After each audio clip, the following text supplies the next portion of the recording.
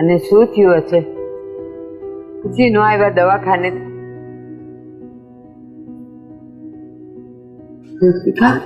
તું હાલ આરામ કર, પછી બેસી જા.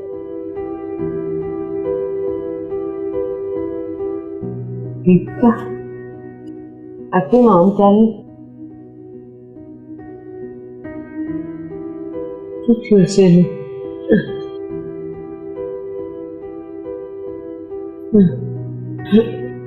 અશોક, અશોક, કીર્તિકા કેમ આવી રીતે અંદર ગઈ? કેમ રડે છે? શું થયું? ડોક્ટરે શું કીધું? અશોક, અશોક મને કે મને બહુ ગભરામણ થાય છે. મારે તમને વાત કેમ કરવી? કેમ? શું થયું છે એને? અશોક મને કે મને ગભરામણ થાય છે. શું કીધું ડોક્ટરે? ડોક્ટરે એમ કીધું કે બોલ ને, બોલ ને. ડોક્ટરે એમ કીધું કે આ કૃતિકાની એક કિડની ફેલ છે અને બીજી કિડનીમાં રોગ ચાલુ થઈ ગયા. મારી સોના જેવી દીકરી, કુમળા ફૂલ જેવી દીકરી કેમ કરમાવા માંગે? તો શું વિચાર્યું? હવે એ બચી તો જશે ને? અરે બા, જ્યાં સુધી આ એનો ભાઈ આ ધરતી ઉપર છે ને ત્યાં સુધી હું મારી બેનને કાંઈ નહીં થવા દઉં. કેવી રીતે એને સારું થશે? મેં એક નિર્ણય લીધો. બોલ ને. પૈસાની ચિંતા નહીં કરતો, હું ગમે ત્યાંથી લઈ આવીશ. મારે રીતિકાને ઊભી કરવાની છે. એને જલ્દીથી જલ્દી કોઈ કિડની દાન કરે ને તો બચી જાય. પણ મારી કિડની મારી. તમે આવું ન બોલો. મેં નિર્ણય લીધો છે કે હું એને મારી કિડની આપી. ના અશોક. હા અશોક, અશોક, અશોક મારી સામે જો. અશોક, તું જુવાન છે અને તને ખબર છે ને આ તારું શરીર કેમ વળતું નથી? તારી પણ એક કિડની ફેલ છે ને બેટા. તું એક જ કિડની પર જીવે છે ને, તો તું એ કેવી રીતે આપી શકે? નહીં, ભલે આમાં તે અમારી જિંદગી નકામી જ છે ને. અને બાપ, જો હું મારી કિડની મારી બેનને આપીશ ને તો મારા આત્માને છે ને શાંત આવશે. પણ મારા આત્માને શાંતિ કોણ કરાવશે? મારી વાત તો સાંભળ. એક કિડની પર માણસ આખી જિંદગી જીવી જાય. મારી દીકરીને હું કિડની આપીશ? નહીં. અરે આટલા બધા વર્ષો તો મેં જીવી લીધું, મજા કરી લીધી. હવે મજા કરવાની ને જિંદગી જીવવાની જરૂર તો તમારે બે ભાઈ બેન ને છે. મને આપવા દે બેટા. ના, હું જ આપીશ. હું મારી દીકરીને કિડની આપીશ, તને નહીં આપવા દો. જો તે આવો નિર્ણય કર્યો ને તો તને બસ હમ નહીં આપતા. તને મારા સમજે, મારા સમજે બેટા. તને કિડની નહીં આપવા દઉં. ના બેટા, તારે નહીં. તું અત્યારે એક કિડની પર જ જીવે છે. હું તને કિડની નહીં આપવા દઉં. જો તે મને ના પાડે. જો હવે તમે આગળ એક શબ્દ બોલ્યા છો ને તો તમને મારા ના, અને કિડની તો હું જ મારી બેનને આપીશ. મને સમ નહીં આપ બેટા. નહીં, સમ નહીં આપ મને. બા, મને તો એક જોતા ખુશી થાય છે કે મારે લીધે મારી બેનને નવું જીવન મળશે. બેટા સમજ્યા તમે? એટલું બધું પણ બલિદાન ન અપાય. અપાય.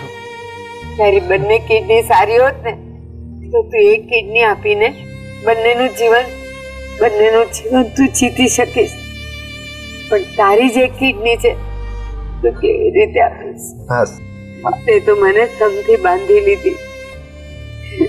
મારી રીતિકા, મારો અશોક, મારો અશોક. બેટા સમછૂટા કરી દે. બસ બસ સમસુતા નહીં થાય, સમજ્યા તમે? હા, હવે તો ખુશી થવી જોઈએ ને કે હા એનો ભાઈ જીવે છે, ત્યાં સુધી મારી બેનને કાંઈ વાંધો નહીં આવે, સમજ્યા તમે? હા.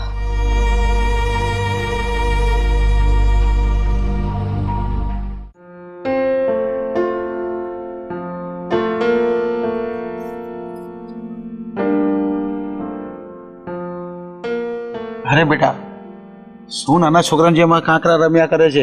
કેમ ઉદાસ બેઠી છે? પપ્પા, તમને તો ખબર છે ને, મને જ્યારે હોય ત્યારે એકલું એકલું લાગતું હોય છે. આ નથી મારે ભાઈ કે બેન કે નથી માં, ઘરમાં તમે ને હું બે જ છીએ. પણ બેટા, તારી પાસે બધું છે પણ તું એને ઓળખી નથી શકતી. જો તારો ભાઈ તારી સામે છે, તારા પપ્પા, મમ્મી, બા, દાદા, ફ્રેન્ડ બધું તારી સામે છે, પણ તું ઓળખવામાં ભૂલ કરે છે. ક્યાં ભૂલ કરી મેં? આ કોણ છે તારી બાજુમાં બેઠો છે? મારા પપ્પા, બીજું કોણ? અરે પપ્પા મિત્ર બની ગયો. તારે શું જોઈએ છે બોલ? હું તારો ભાઈ પણ બની જાઉં, તારી મમ્મી તો બની ચૂક્યો છું, તો પછી હવે તારે શું બનવાનું બાકી રાખ્યું છે?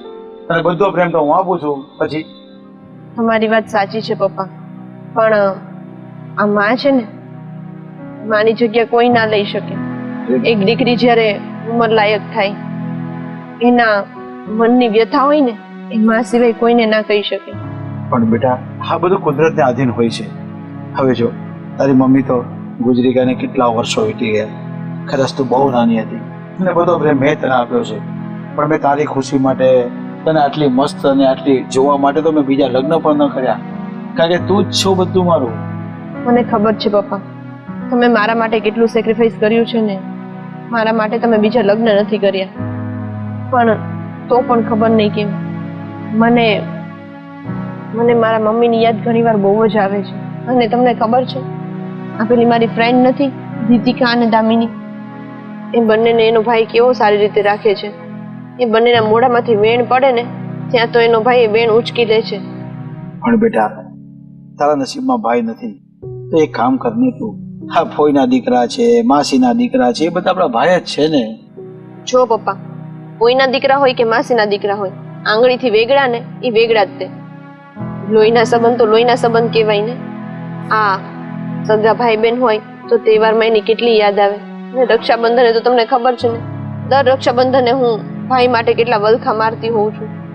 મને પણ એમ થાય કે ભગવાને મને પણ એક ભાઈ દીધો હોત ને, તો હું પણ એને રાખડી બાંધત. હા બેટા, મારો ભાઈ મારી રક્ષા કરવા ગમે ત્યારે ઊભો રહે. હા બેટા, તારી વાત સાચી છે, પણ કુદરતે જે મંજૂર હતું એ જ આપણી સાથે થયું છે, તો બધું બેટા સહન કરવું પડે. હવે ભાઈ વગર બી ચલાવી લેવું પડે. ક્યારેક તો ભવિષ્યમાં હું પણ નહીં હોઈશ તો પછી તમે એવું શું કામ બોલો છો? પણ બેટા, એટલે હું તને મજબૂત બનાવવા માંગુ છું. બધી જ વસ્તુ જાયજ છે આપણા માટે. તારે બધી વસ્તુ શીખવી પડશે.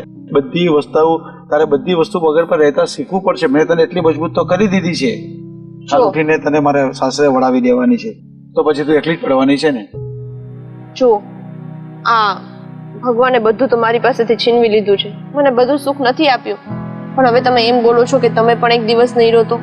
આવું આજે બોલ્યા નહીં બોલ્યા, હવે બીજી વાર ના બોલતા.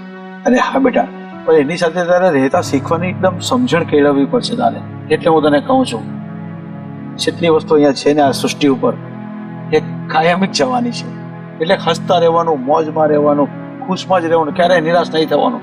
ભગવાનને જે સારું લાગ્યું છે એ જ આપણને આપ્યું છે, અને તને પણ એ જ આપ્યું છે કે ભગવાનને જે ગમ્યું. આપણને જે ગમતો હોય તે ભગવાન થોડા આપણે આપવાના છે. ભગવાનને જે ગમતો એ આપણે સમયસર આપી જ દેતો હોય છે, એટલે એમાં જ ખુશી છે આપણી.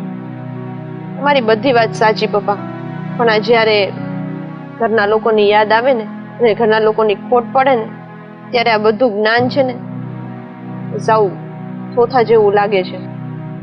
તો બેટા આપણે શું કરીએ, તું મને કે? તને ઉદાસ જોઈને મને તો બિલકુલ ગમતું જ નથી, એટલે હું તને આવી બધી વાતો કરીને એને ખુશ રાખવાની કોશિશ કરું છું બેટા. હા પપ્પા, એ તો છે.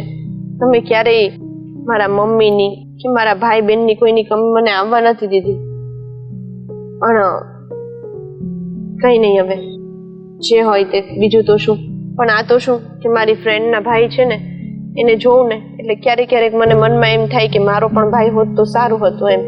હા બેટા, એવું થાય જ છે તને, એને એવો વિચાર પણ આવે, અત્યારે સામેવાળા જોઈને આપણે આનંદ એનો લઈ લેવાનો હોય, આપણે એવું સમજી લેવાનું કે આપણો ભાઈ જ છે આ. હા એ પણ છે. અને એમ પણ તમને તો ખબર છે ને, હું તો દર રક્ષાબંધને કાનાજીને રાખડી બાંધું જ છું. હા એટલે એ મારા ભાઈ જ છે ને. ઠીક છે બેટા, આપણે ઘરે જઈએ.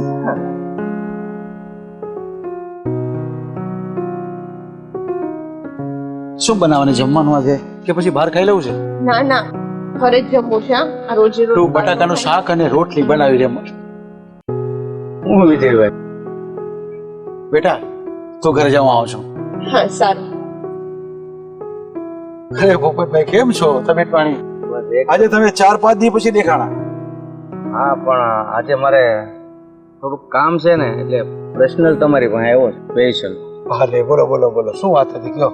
અરે ભાઈ, એક વાત કેદુની મનમાં હતી, અને અત્યારે તમારી છોકરીને જોઈને તો મને એમ થયું કે તમને જે વાત કહેવાની છે ને એ કહી જ દઉં. હા તો બોલો બોલો ભૂપતભાઈ, એમાં ચિંતા શું કરવાની, બોલો બોલો, ખુલ્લા દિલથી બોલો. હવે આપણે મિત્ર તો છીએ જ, પણ મને એવું લાગે છે કે હવે જો આપણે વેવાઈ બની જઈએ તો વધારે સારું. અરે શું વાત કરો છો? તો તમારો દીકરો પણ એટલો મોટો થઈ ગયો છે? અને તમે ક્યારેક ઘરે આવો, આપણે રોજ રસ્તામાં ભેગા થઈ, ઘરે આવો તો ખબર પડે ને કે કવડો થઈ ગયો છે. અરે તો વિદેશ ગયો હતો ને આવી પણ ગયો એટલે? હા. અરે શું વાત કરો છો? મને હું તમને પૂછીને ભૂલી જતો હતો. અને જો તમે જો કીધું ને કે મારી છોકરી તમને ગમતી હોય તો તમારો છોકરો મને ગમતો જો સમજી લ્યો. અને આપણે જે ભાઈબંધી છે ને એ જો વેવાઈમાં પરિણમે તો કેટલું સારું કહેવાય. અને આપણે તો એકબીજાને ઓળખીએ છીએ. બસ તો ખાલી મારી દીકરી અને તમારો દીકરો એકબીજાને જોઈ લે અને જાણી લે. જો મારો દીકરો ભલે વિદેશ ગયો, પણ હજી આપણા ભારતના સંસ્કાર નથી ભૂલ્યો કે મને એમ કે હું કહું ત્યાં લગ્ન કરવા. પણ હજી એ વિદેશ જઈને આવ્યો છે, છતાં એમ કે પપ્પા તમે જ્યાં કહો ને ત્યાં જ હું લગ્ન કરવા તૈયાર છું, મારે છોકરી જોઈવી નથી. તો પછી આપણે કોઈને કાંઈ પૂછવા જેવું છે નહીં. જો એ લોકો એકબીજાને નાનપણમાં ઓળખતા હતા અને પછી તો એ લોકો 5-7 ચોપડી ભણ્યા પછી તો છૂટા પડી ગયા છે, અને એ લોકો પણ એકબીજાને કદાચ કોઈક માધ્યમથી ઓળખતા હોય તો ઠીક છે.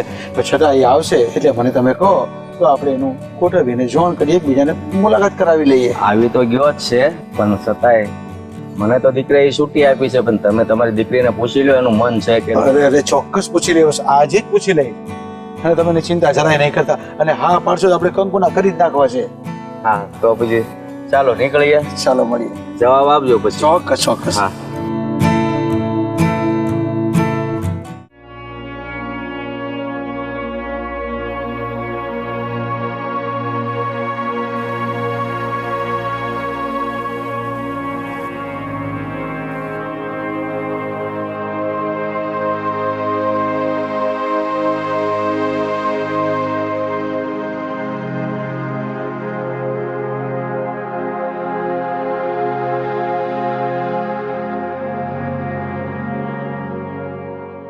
મારી બેન, મારે તને એક વાત કરવી, પણ તમે બે મારી બેન છો ને, બે મારા જીવ છો.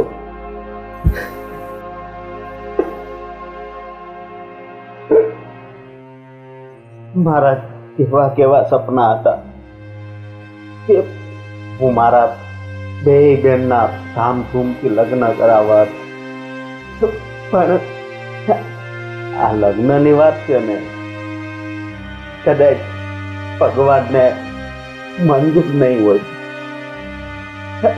એટલે તો આવું કર્યું. પણ બેન કઈ વાંધો નહીં. એક વાતનું દુઃખ છે કે હું તમારી બે બહેનોના સપના પૂરા નહીં કરી શકું, પણ મને એક વાતની ખુશી છે કે મારી બેન મારી કિડનીથી નવું જીવન જીવશે.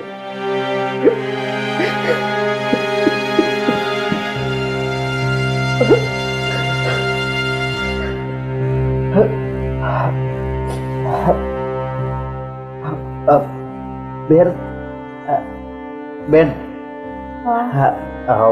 ઉભી થા, આજ દવાખાને જવાનું છે. હાલ બેન. હા ઉભી.